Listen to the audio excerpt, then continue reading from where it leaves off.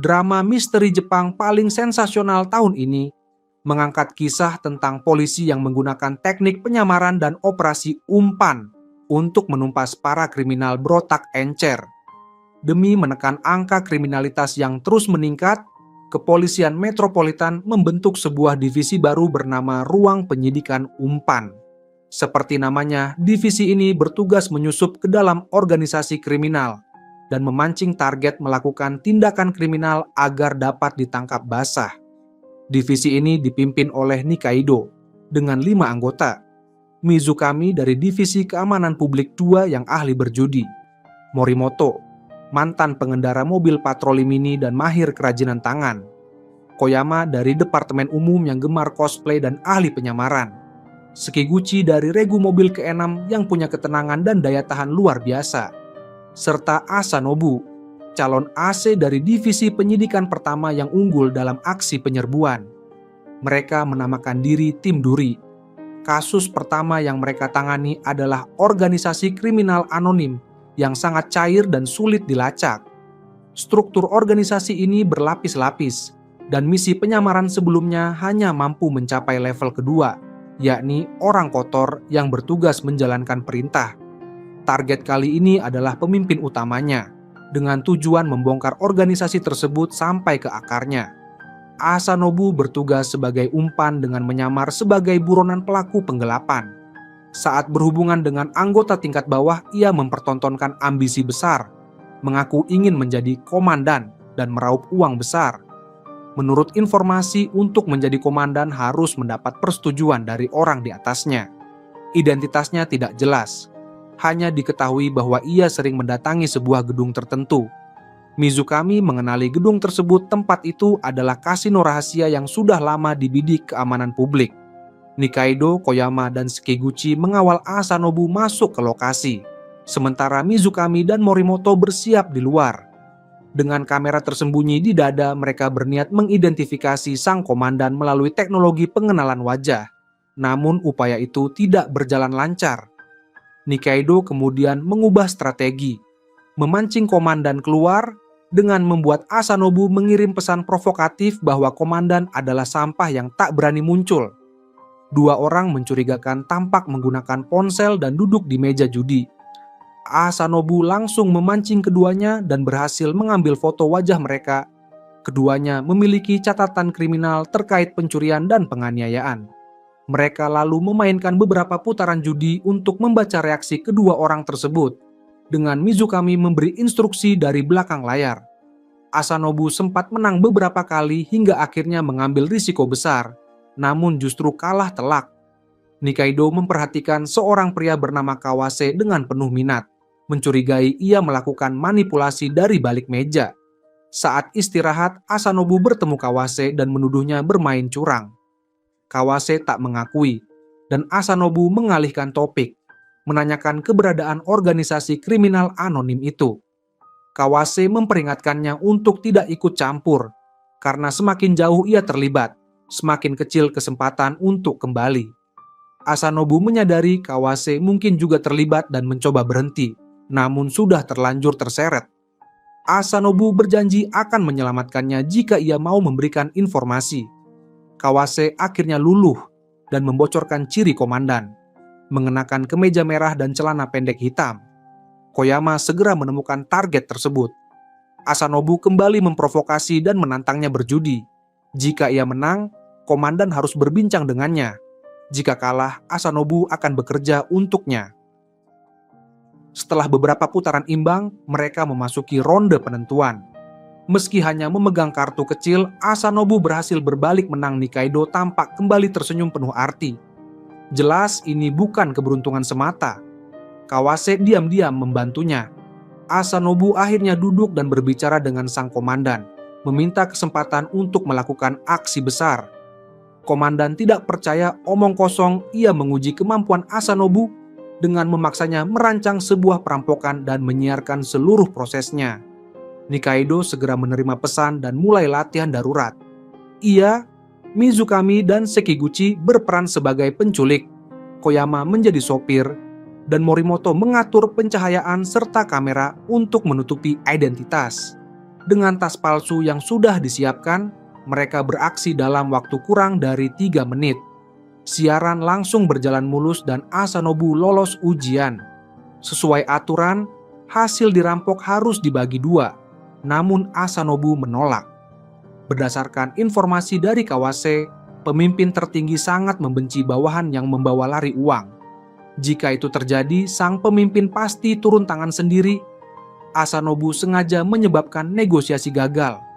Begitu keluar, ia langsung dikepung dan akhirnya bertemu sang pemimpin utama, yang tanpa basa-basi langsung ingin membunuhnya. Asanobu kabur dan bersembunyi. Nikaido, yang telah memasang pelacak padanya, sedang menuju lokasi. Dalam pelarian, Asanobu bertemu Kawase yang juga mencoba kabur. Setelah mengantarnya keluar, Asanobu menunggu bantuan sendirian. Namun Kawase mengaku masih tersandera utang. Kemanapun ia pergi, ia akan tetap diburu. Ia mengaku sebenarnya seorang polisi. Dukungan segera tiba dan pemimpin organisasi berhasil ditangkap. Kawase kembali diam-diam untuk mengambil sebuah kotak dari dalam ruangan. Nikaido menghadangnya dan mengungkapkan bahwa Kawase lah pengendali sebenarnya di balik organisasi tersebut. Di dalam kotak itu terdapat bukti yang menentukan. Melalui bukti aliran dana organisasi, identitas Kawase akhirnya terbongkar. Menyadari dirinya ketahuan, ia langsung melarikan diri. Saat kabur, ia membuang kotak bukti itu ke arah luar arah, jatuhnya tepat ke tempat Asanobu berada. Dengan satu lompatan, Asanobu berhasil menangkap kotak tersebut dengan aman. Dengan demikian, organisasi kriminal anonim itu resmi berhasil ditumpas. Dari pengakuan Kawase, ia bukan pendiri organisasi, melainkan mewarisi kekuasaan dari ayahnya. Kasus berikutnya adalah rangkaian penculikan pasangan. Dalam 1 tahun terakhir, 8 pasangan tewas dibunuh, dan seluruh korban hilang di sekitar taman. Kebetulan jumlah anggota tim ada 6 orang, 2 pria dan 4 wanita, sehingga bisa dibagi menjadi 3 pasangan untuk disebar di berbagai titik taman. Namun seharian penuh mengintai, mereka tidak menemukan apapun. Nikaido pun mengubah strategi, mencari informasi dari korban yang selamat.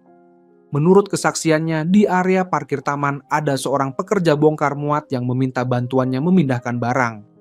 Begitu masuk ke bak mobil, ia diserang dan diculik. Ia ditahan di sebuah bangunan di pegunungan, mirip hotel dengan banyak kamar. Ia mendengar suara pasangan lainnya di ruangan sebelah. Butuh perjuangan besar untuk melarikan diri. Koyama merasa ia terlihat familiar, dan teringat bahwa pria ini adalah seorang influencer yang sering membuat konten kehidupan pasangan, serta menghadiri acara komunitas seperti pesta para seleb internet. Setelah meninjau ulang, mereka menemukan bahwa lebih dari 3 pasangan korban juga merupakan kreator video yang menghadiri pesta serupa sebelum hilang. Sebelum tim bergerak, polisi mendapat laporan penemuan banyak mayat pria dan wanita di pegunungan. Leher mereka terdapat bekas cekikan, dada terluka oleh benda tajam, dan kematian disebabkan syok akibat pendarahan. Nikaido langsung mempercepat investigasi. Anggota tim menyusup ke pesta dalam pasangan-pasangan. Mizukami dan Morimoto tampak terlalu biasa, Shikiguchi dan Koyama terlalu nyentrik. Tidak ada yang mengundang perhatian. Akhirnya Nikaido dan Asanobu yang turun tangan. Di pesta, Mizukami menemukan seseorang yang sesuai dengan ciri-ciri pekerja bongkar muat. Tidak lama kemudian, Nikaido diculik, dan Asanobu mengejar tepat di belakangnya. Sayangnya, pelacak yang terpasang pada Asanobu rusak sehingga tim tidak bisa memberi dukungan. Untungnya, divisi penyidikan pertama berhasil menemukan lokasi persembunyian pelaku dan sedang menuju ke sana. Pelaku memiliki selera sadis.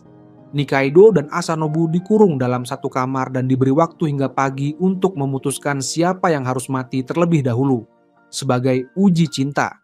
Sementara itu, divisi penyidikan pertama mendapati markas itu kosong. Pelaku sudah berpindah tempat. Untungnya, kedua korban juga tidak menggantungkan harapan pada penyelamatan cepat. Nikaido membantu Asanobu membuka borgol, lalu mendekat ke kamera untuk mengajak pelaku berinteraksi, memberi Asanobu kesempatan keluar mencari bantuan. Namun jika ia terus-menerus keluar masuk ruangan, itu akan memicu kecurigaan. Akhirnya mereka berpura-pura bersembunyi di bawah selimut seakan sedang berdiskusi. Asanobu kemudian kabur sejauh 3 kilometer dan menggunakan telepon umum di pinggir jalan untuk meminta bantuan. Tim dengan cepat melacak lokasi. Dalam radius 3 kilometer hanya ada satu hotel kapsul yang mencurigakan. Sementara itu, pelaku tiba-tiba melakukan pemeriksaan mendadak dan menyadari Nikaido sedang berakting sendiri. Ia mencekik lehernya dengan keras. Asanobu tiba tepat waktu dan menjatuhkan pelaku, namun tiba-tiba seseorang menusuknya dari belakang. Ternyata pelaku bukan satu orang.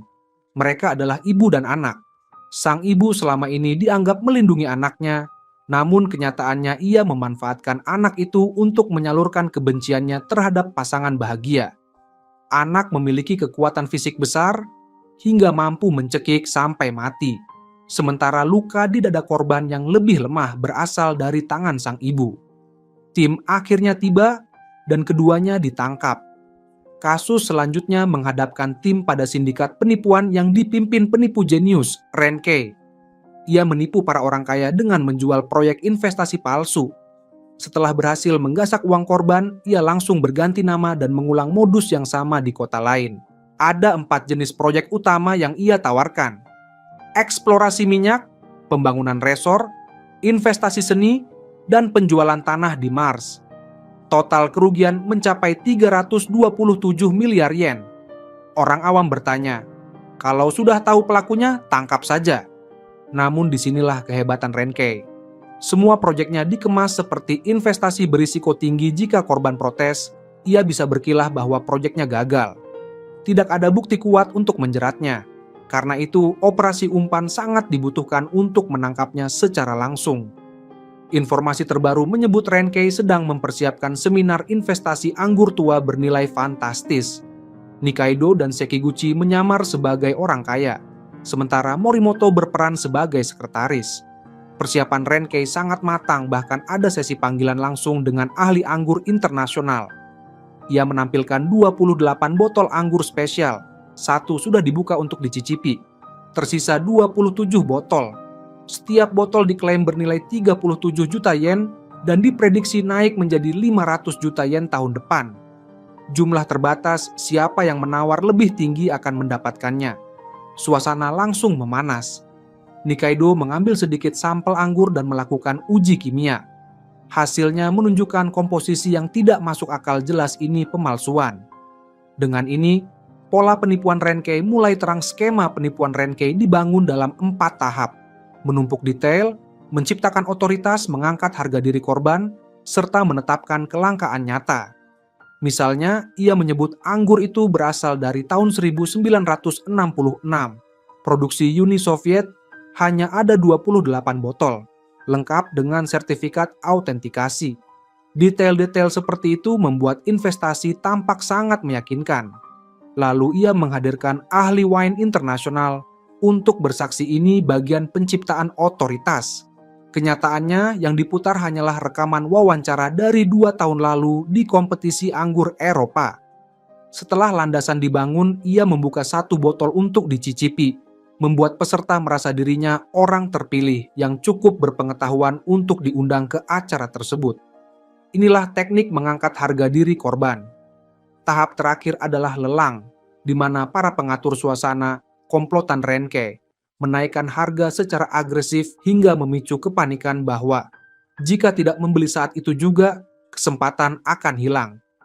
Rangkaian trik ini begitu kuat sehingga hampir tidak ada yang dapat menolaknya. Namun ini saja belum cukup untuk menangkap Renkei. Polisi harus membuktikan bahwa ia memang berniat menipu, bukan sekadar gagal dalam sebuah investasi berisiko. Jika tidak ada bukti niat jahat, ia selalu dapat berkilah sebagai korban keadaan. Nikaido memikirkan cara, memasang alat penyadap di kantornya.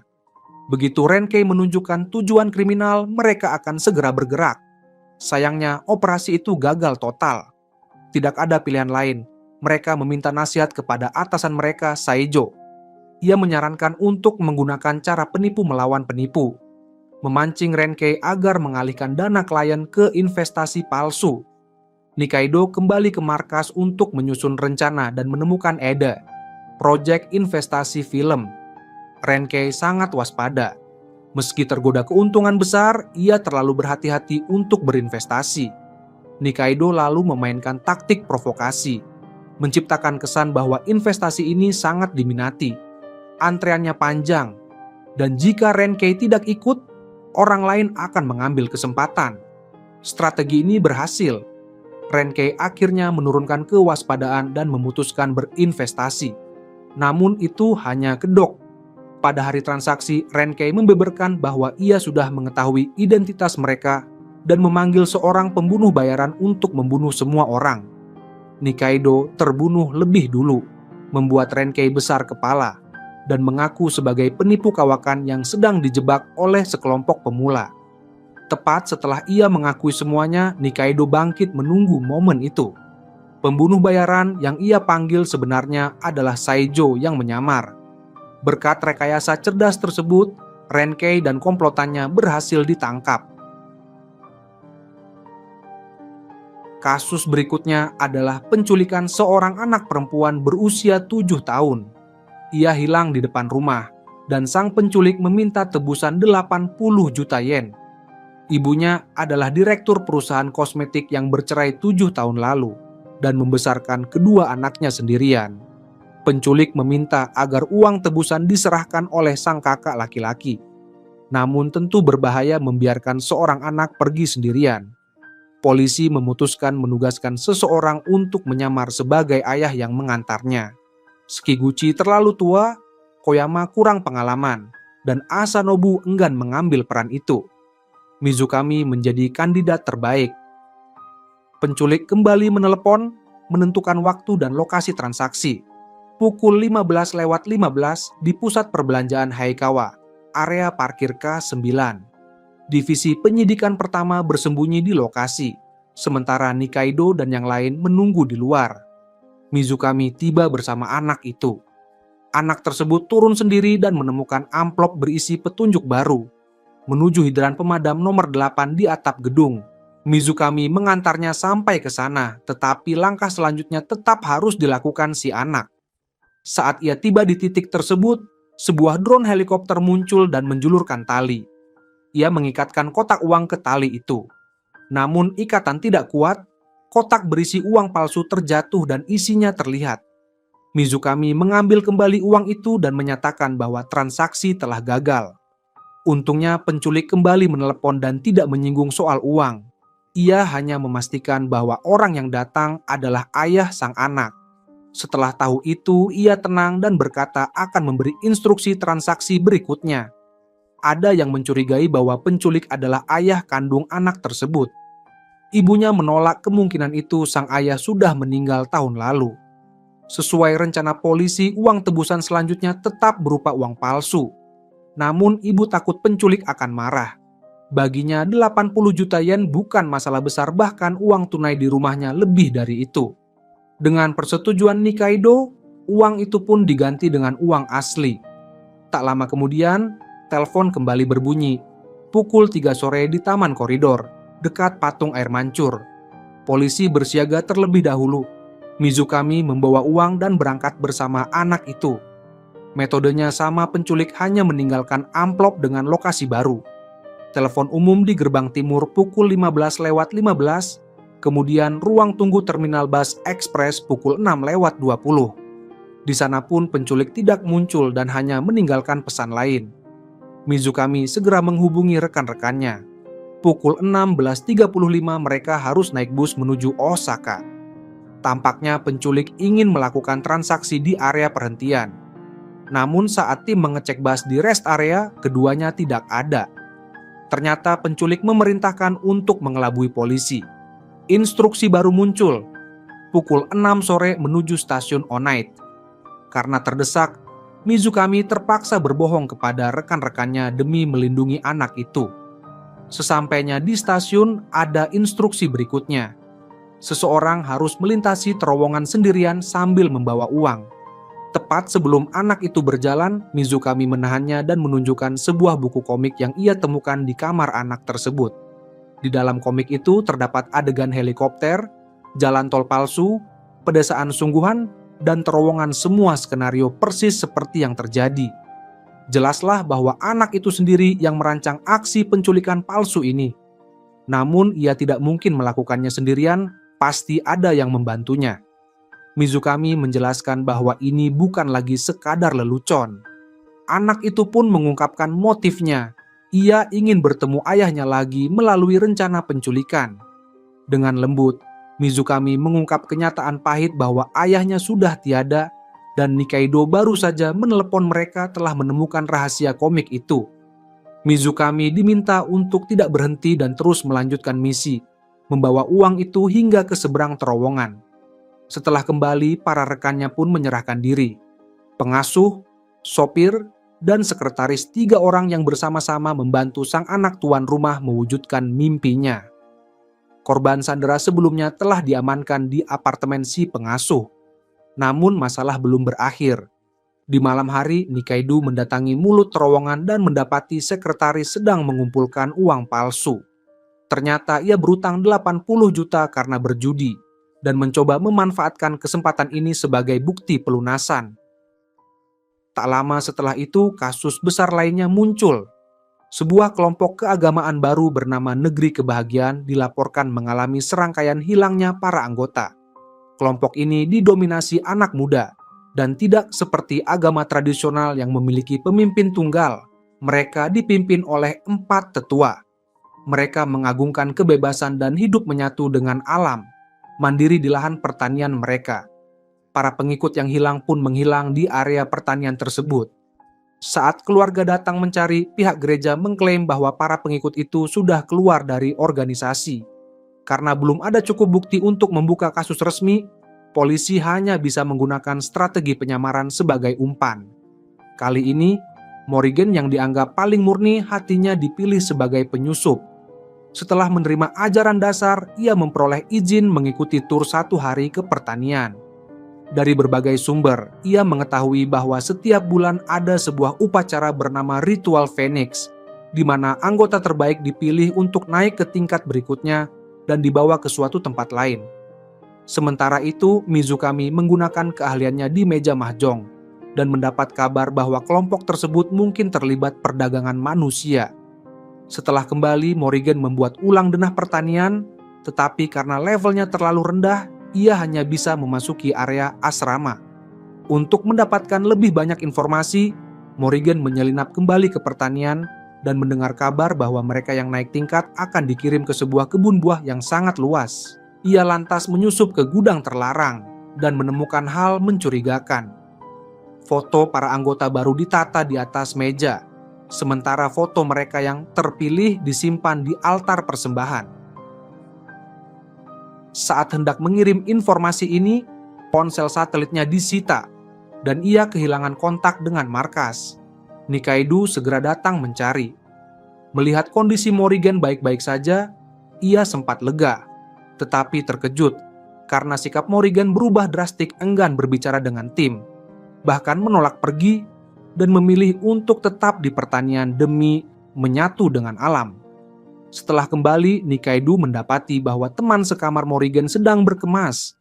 Ia mengaku terpilih menjadi anak kehidupan untuk ritual yang akan datang, ditugaskan menjadi anak sang dewa dan dibawa ke Taman Penebusan untuk mempersembahkan tubuh dan jiwanya demi menyelamatkan lebih banyak orang.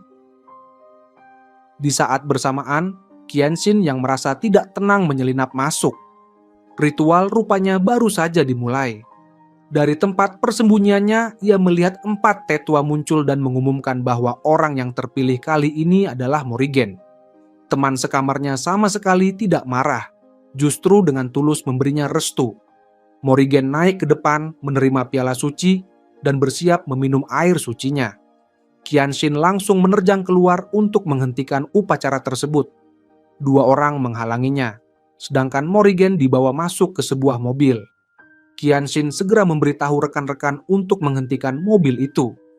Ia berlari sampai ke gerbang, tetapi mendapati mobilnya kosong, hanya ada secari kertas yang mengatakan bahwa ia sedang mengumpulkan bukti.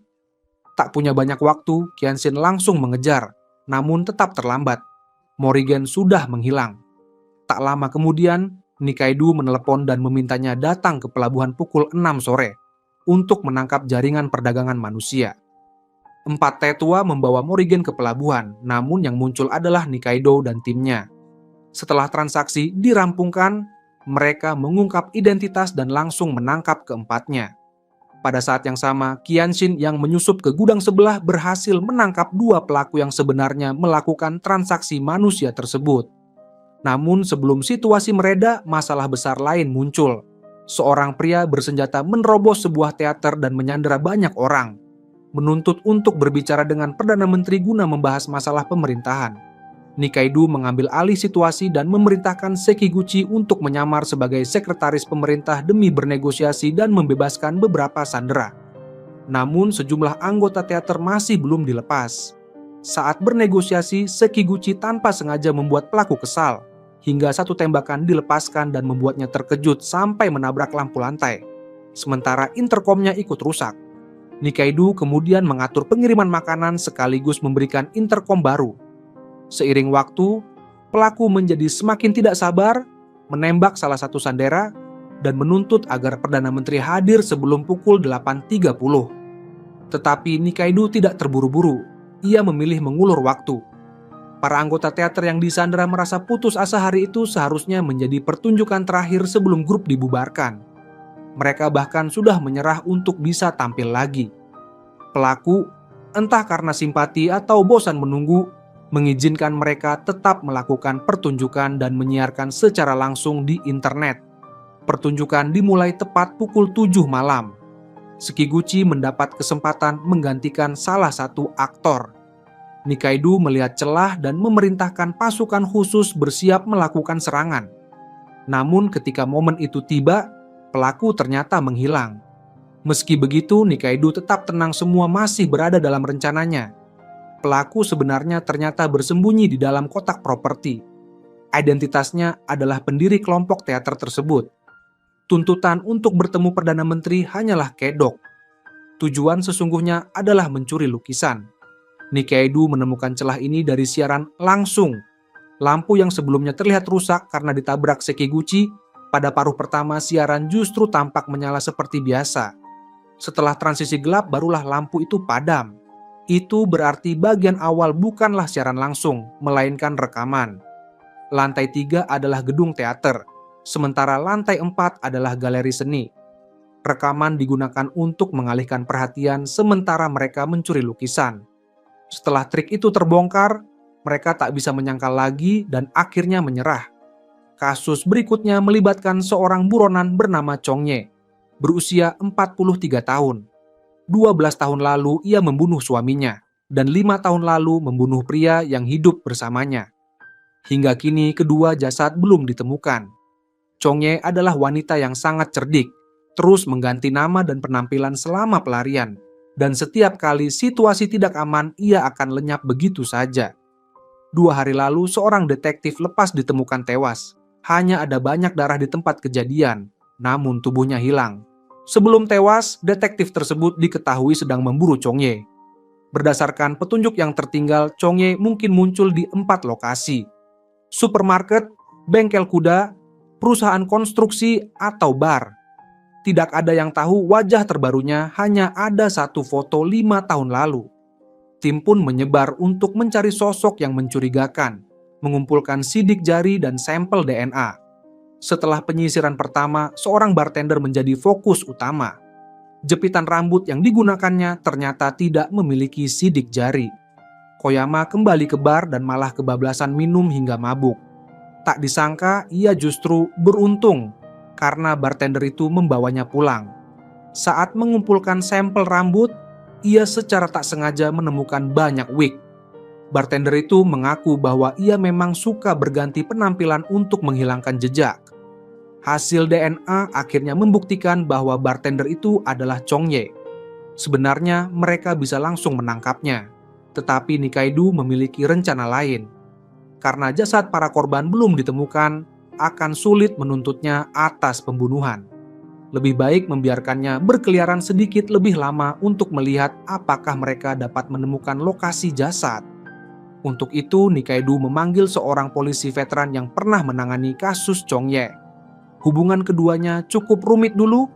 Chongye hampir menyerahkan diri setelah dibujuk olehnya. Sang polisi veteran pun punya caranya sendiri. Ia berpapasan dengan Chong Ye secara kebetulan, meninggalkan nomor kontak, dan Chong Ye pun menghubunginya. Ia mengaku lelah hidup dalam pelarian dan ingin menyerahkan diri. Namun sebelum itu, ia ingin menyelesaikan beberapa urusan, berpamitan dengan teman-temannya dan mengundurkan diri dari pekerjaannya. Polisi veteran itu mengatakan ia bisa menunggu, lalu menanyakan lokasi jasad.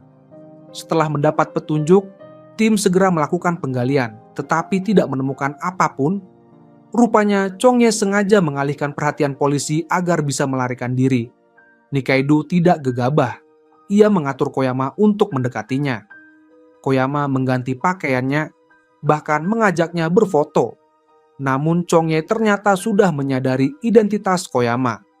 Kemunculan sejumlah orang asing di sekitarnya jelas membuatnya curiga.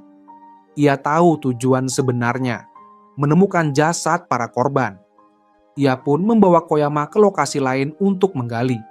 Namun lagi-lagi itu hanyalah jebakan. Setelah menggali lama, mereka tetap tidak menemukan apapun.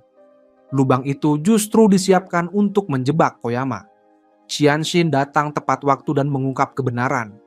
Bahkan Chong Ye sendiri tidak tahu di mana jasadnya berada, karena pelakunya sebenarnya bukan dia, melainkan polisi veteran itu. Mereka dulunya adalah sepasang kekasih. Chong Ye bisa terus lolos selama ini karena mendapat informasi dari sang polisi. Dialah pelaku sesungguhnya dan juga yang paling berbahaya. Buronan pun akhirnya ditangkap dan kasus ditutup. Tak lama kemudian, Nikaido menerima tugas baru. 2 kartel narkoba besar akan melakukan pernikahan aliansi. Dalam daftar tamu terdapat 7 buronan berbahaya yang harus ditangkap sekaligus. Nikaido menyamar sebagai perencana pernikahan. Shikiguchi menjadi fotografer, sementara Mizukami dan Qianxin berperan sebagai anggota kedua kartel. Koyama dan Morrigan menyamar sebagai pelayan. Tugas mereka sederhana, mengidentifikasi para buronan dan memancing mereka ke sebuah ruangan untuk ditangkap diam-diam. Buronan nomor 3 dan 6 berhasil diamankan dengan cepat, dan 5 sisanya sudah teridentifikasi. Saat pesta berlangsung, 2 orang lagi berhasil ditangkap. Ketika Sekiguchi ke toilet, ia tanpa sengaja mendengar kabar bahwa wakil ketua kartel sedang merencanakan sesuatu. Mereka disebut-sebut akan bergerak pada pukul 2:05. Nikaido mendekati pasangan pengantin dan menguji mereka dengan dalih survei. Ia menemukan bahwa meski telah berpacaran 2 tahun, keduanya sama sekali tidak saling mengenal. Foto-foto di pintu masuk pun mencurigakan alis pengantin wanita di semua foto memiliki warna yang sama, dan jam tangan pengantin pria menunjukkan tanggal identik. Semua ini menunjukkan bahwa pernikahan tersebut hanyalah kedok untuk melancarkan agenda lain. Menurut jadwal, pukul 2:05 adalah waktu bagi kedua mempelai melakukan pergantian kostum kedua kalinya. Dan orang tua mereka juga ikut masuk. Shikiguchi menduga ini adalah rencana pembunuhan untuk merebut kekuasaan. Qianxin membenarkan kecurigaan itu. Barusan ketua kartel memanggilnya dan berbisik bahwa wakil ketua sudah lama ingin membunuhnya. Namun dugaan tetaplah dugaan. Nikaido memutuskan untuk tetap memusatkan perhatian pada tugas utama, menangkap 3 buronan yang tersisa secepat mungkin. Urusan rencana pembunuhan ia serahkan pada rekaman yang secara kebetulan membuatnya menemukan sebuah rahasia. Waktu aksi rupanya telah diganti menjadi pukul 3:05 dan lokasinya dipindahkan ke aula kecil. Ia mengutus Mizukami dan Qianxin untuk memasang alat penyadap. Wakil ketua tiba tepat waktu dan kedua kelompok mulai menandatangani dokumen. Saat itulah Mizukami muncul untuk mengalihkan perhatian, sementara Qianxin diam-diam mengambil gambar dokumen tersebut. Isinya sama sekali tidak berkaitan dengan pembunuhan melainkan rencana kerjasama. Ini jelas bukan kabar baik. Satu adalah raksasa domestik, satu lagi adalah gembong penyelundupan. Jika kedua kekuatan besar ini bersatu, takkan ada yang bisa menandingi. Di bawah arahan Nikaido, Mizukami dan Qianxin membuat kekacauan. Qianxin diposisikan sebagai korban yang terlibat dan melarikan diri ke aula utama. Lalu secara terbuka mengungkapkan bahwa wakil ketua sedang melancarkan kudeta. 2 kelompok itu langsung bertarung hebat. Nikaido memanggil bala bantuan dan semua orang di lokasi diamankan. 3 buronan yang tersisa pun akhirnya berhasil ditangkap. Setelah perayaan kecil, muncul tantangan baru kali ini kasus internasional. Raja dari negara asal seorang pangeran tunggal wafat, dan para bangsawan mulai berebut kekuasaan. Tiba-tiba muncul seorang putra tunggal yang menuntut hak suksesi, namun mendapat penolakan keras. Putra tunggal itu datang ke Jepang mencari perlindungan, sementara intelijen dalam negeri telah mengirim mata-mata untuk membunuhnya. Tugas Nikaido adalah melindungi sang putra tunggal dan menemukan mata-mata yang tersembunyi. Ia kembali memakai metode umpan, mencari seseorang untuk menyamar sebagai putra tunggal dan mengumumkan lokasinya, menunggu sang mata-mata muncul. Qianxin menjadi kandidat terbaik. Tak lama setelah informasi disebar, seseorang menyusup ke villa dan memasang alat penyadap. Nikaido menggunakan taktik menangkap lewat penipuan. Ia meminta Qianxin memesan pizza. Karena toko sedang sibuk, pesanan baru bisa datang pukul 7.30. Menurut perhitungannya, mata-mata pasti akan menyamar sebagai pengantar makanan. Benar saja, saat Koyama berangkat dengan menyamar sebagai pengantar, ia langsung diserang. Namun Qianxin sudah siap. Di sisi lain, Mizukami tiba-tiba memotong jalan pengantar pizza, ingin merebut kredit keberhasilan dan terjadilah kesalahpahaman. Rupanya tetangga sebelah juga memesan pizza. Mata-mata di belakang mereka menyadari ada jebakan dan memilih mundur. Rencana penjebakan pun gagal total. Nikaido kemudian menyusun strategi kedua, memanfaatkan acara pesta melihat bulan yang akan dihadiri para pejabat berbagai negara. Jika mata-mata sampai keliru membunuh orang, itu bisa memicu insiden internasional. Mereka pasti akan memilih menyerang dari jarak dekat. Masalahnya, putra tunggal belum pernah menampakkan diri ke publik. Bahkan saat muncul di koran, Qianxin memakai kacamata hitam sehingga sulit diidentifikasi. Nikaido kemudian mendapat ide cerdas, mengadakan konferensi pers agar Qianxin terpampang jelas di bawah lampu sorot.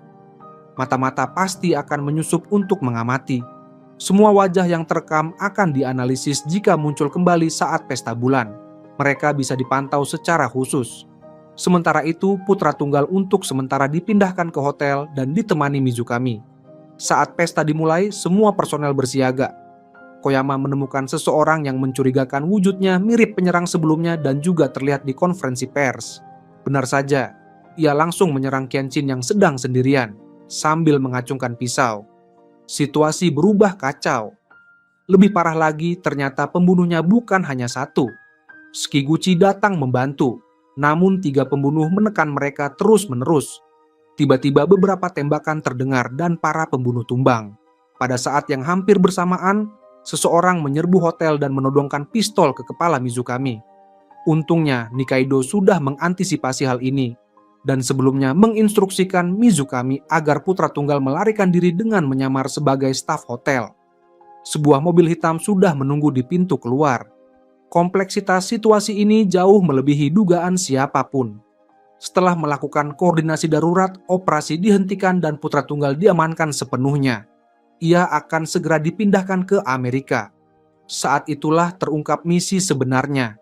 Bukan sekadar melindungi sang putra, melainkan memanfaatkan keberadaannya untuk menemukan pengkhianat yang bersembunyi di dalam organisasi. Informasi tentang hotel hanya diketahui oleh Hitler, Hiteru, dan beberapa anggota tim inti, yang berarti mata-mata berada di antara mereka. Para pembunuh yang muncul di pesta bulan berasal dari organisasi mata-mata baru, sementara kelompok yang membunuh mereka dan menyerbu hotel berasal dari organisasi lama. Pengkhianat pun merupakan bagian dari kelompok lama itulah yang ingin dihabisi oleh Hiteru. Pembentukan Departemen Penyisiran Umpan sejak awal memang bertujuan mengungkap mereka. Tugas berikutnya bagi Nikaido adalah memanfaatkan perpindahan putra tunggal ke Amerika sebagai kesempatan untuk menyeret keluar pengkhianat di dalam organisasi. Ia kemudian bertemu Qianxin secara pribadi. Di negara asal putra tunggal terdapat sebuah mahkota, simbol kekuasaan tertinggi. Putra tunggal ingin membawanya ke Amerika dan Nikaido diberi tugas mengirimkannya dengan aman. Besok pukul 10 pagi, sekretaris negara akan menemuinya di Departemen Keuangan. Saat hendak pergi, ia bertemu Mizukami yang baru saja berbicara dengan Menteri Keamanan Publik. Mizukami bertanya tentang tugas rahasia apa yang ia terima. Nikaido tak banyak memberi bocoran, hanya mengatakan bahwa ia harus mengirim sebuah barang. Keesokan harinya, ia tiba tepat waktu di Departemen Keuangan. Sekretaris negara menunjukkan mahkota itu, mengemasnya, dan menyerahkannya kepada Nikaido, lengkap dengan instruksi lanjutan. Ia diminta mengikuti jalur kembali ke markas polisi, sebagian besar menggunakan transportasi umum seolah-olah sengaja dipamerkan di depan publik. Dan benar saja, yang ditakutkan terjadi. Sekelompok orang mulai membuntuti dari depan dan belakang. Targetnya jelas, kotak yang ia bawa.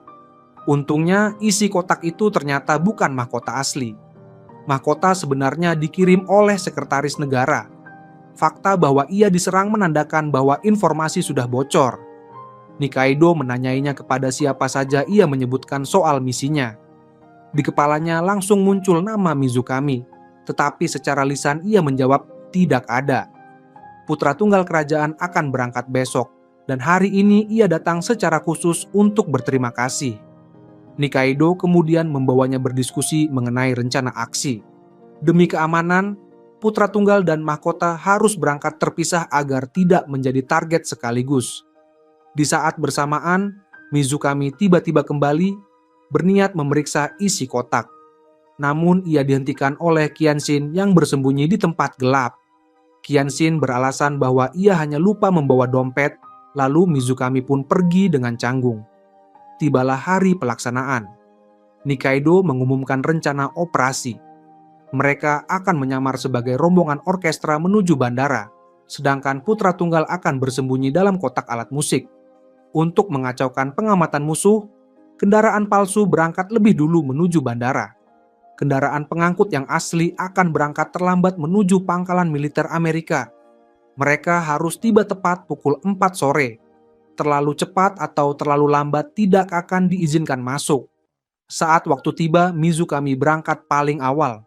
Nikaido sengaja memperlihatkan kepada semua anggota tim bagaimana putra tunggal masuk ke dalam kotak. Kemudian mengunci kotak itu dan menyerahkan kuncinya kepada Mizukami. Qianxin menjadi sopir, sementara Koyama mengatur arah. Seharusnya mereka tetap lurus agar cepat, tetapi rute mengharuskan mereka belok kanan. Qianxin yang kehilangan fokus malah langsung meneruskan perjalanan. Belokan kiri berikutnya juga terlewat. Mereka terus melaju lurus, yang berarti mereka akan tiba 20 menit lebih awal. Atas saran anggota lain, mobil dihentikan di area layanan untuk beristirahat sebentar. Sekiguchi pergi ke toilet, Koyama dan Morimoto membeli makanan, sehingga hanya Qianxin dan Mizukami yang tersisa di mobil. Qianxin berpura-pura lapar dan Mizukami memintanya pergi saja. Ia akan berjaga di mobil.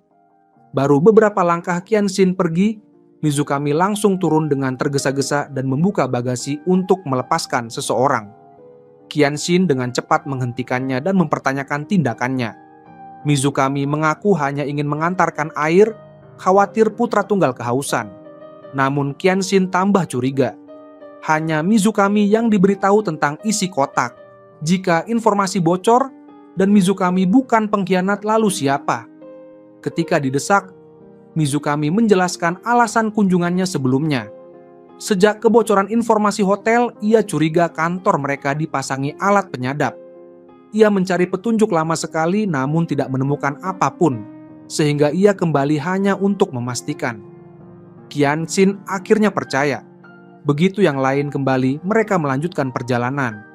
Namun sebuah mobil muncul dan mengikuti dari belakang. Jalan di depan lurus dan panjang mustahil untuk menghindar. Lebih buruk lagi, jalan tiba-tiba diblokir. Mobil di belakang berhenti dan sekelompok orang turun. Dari depan pun muncul orang lain. Identitas Qianxin telah bocor. Ia dan Mizukami menyamar sederhana, tetapi pihak lawan tak mau berbasa-basi dan langsung menodongkan senjata, meminta mereka membuka kotak. Mizukami menggunakan kuncinya. Di dalamnya memang ada seseorang, tetapi bukan putra tunggal dan hanya Qianxin yang tidak tahu. Semua orang telah bersekongkol sebelumnya sebelum naik mobil. Putra tunggal sebenarnya sedang berjalan-jalan bersama Nikaido. Rencana ini menghabiskan banyak tenaga Nikaido, tetapi menjadi skema yang menguntungkan. Memastikan keselamatan putra tunggal sekaligus mempersempit daftar tersangka pengkhianat. Selain Qianxin, 4 orang lain tahu bahwa target tidak ada di mobil. Secara logika, mereka tidak seharusnya diserang. Kenyataannya, tidak ada yang membocorkan informasi. Semua anggota terbukti bersih. Rencana pengiriman yang sebenarnya adalah membawa putra tunggal ke atap kantor polisi, lalu menggunakan helikopter menuju pangkalan militer Amerika. Yang tak pernah diduga Nikaido adalah adanya penembak jitu yang bersembunyi di gedung seberang. Putra tunggal tertembak dan jatuh, kemudian dilarikan ke rumah sakit. Hal ini membuat Nikaido menderita kebingungan berat. Ia yang merancang rencana, ia yang mengkoordinasikannya, dan ia tidak melapor kepada siapapun. Lalu bagaimana informasi tersebut bisa bocor? Pimpinan tingkat atas menaruh kecurigaan padanya dan menuduhnya sebagai mata-mata. Namun Mizukami tetap bersikukuh dengan pendapatnya. Kantor mereka telah dipasang alat penyadap. Karena itu, mereka segera pindah ke tempat lain untuk membahas cara menyelamatkan Nikaido. Caranya sebenarnya sederhana, temukan pengkhianat yang sebenarnya. Saijo mencurigai salah satu dari 5 menteri. Saat mendirikan divisi umpan, ia sengaja menarik para bawahan langsung dari 5 menteri itu, lalu menyiapkan beberapa kandidat dan menyerahkannya kepada Nikaido, termasuk orang-orang yang hadir saat itu. Tujuannya adalah memberi para menteri jalur untuk memperoleh informasi. Namun Qianxin adalah pengecualian. Nikaido tampaknya tidak tertarik dengan nama-nama dalam daftar dan justru memilih Qianxin yang berbeda sendiri. Lalu, bagaimana membuktikan bahwa salah satu menteri memang bermasalah? Mizukami punya ide. Ia akan membocorkan nomor kamar rawat tempat putra tunggal berada, tetapi memberikan nomor kamar yang berbeda kepada setiap orang. Pembunuh yang muncul di kamar mana, berarti menteri yang terkait dengan orang itu adalah pengkhianat. Mereka lalu membuat tanggal keluar rumah sakit palsu, dan baru akan mengungkapkannya saat waktunya tiba, sehingga pembunuh hanya bisa bergerak pada malam sebelum hari keluar. Saijo kemudian memberitahu ke 5 menteri, dan mengatur 5 orang tadi untuk pergi ke kamar tertentu. Morimoto di 712, Qianxin di 502, Mizukami di 418, Sekiguchi di 304, dan Koyama di 206. Siapapun yang kamarnya diserang, menterinya lah yang bermasalah. Putra tunggal sendiri ditempatkan di 613, sehingga mereka sengaja menghindari lantai 6 dalam daftar. Namun di luar dugaan, begitu pembunuh muncul, ia justru langsung menuju lantai 6. Untungnya mereka sudah bersiap dan tidak membiarkan rencana sang pembunuh berhasil. Qianxin sempat bingung bukan hanya karena pembunuh muncul di lantai 6 yang tidak masuk rencana, tetapi juga karena meskipun ia ada di lantai 5 dan jaraknya dekat, rekan-rekannya bisa tiba lebih cepat darinya. Ia sama sekali tidak tahu bahwa ia kembali dikelabui.